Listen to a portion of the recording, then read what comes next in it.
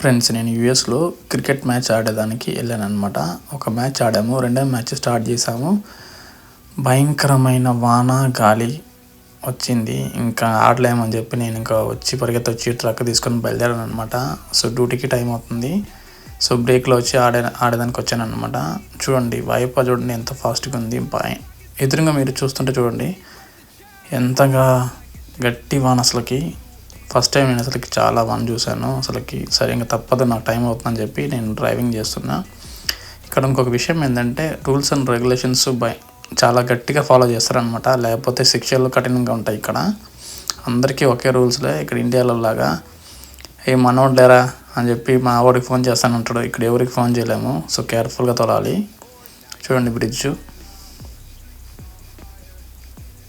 So మీరు మిగతా videos చూసి ఎంజాయ్ చేసేసేయండి. Thank you. వీడియో నచ్చితే లైక్ చేయండి. మరిన్ని వీడియోస్ కోసం థ్యాంక్ యూ.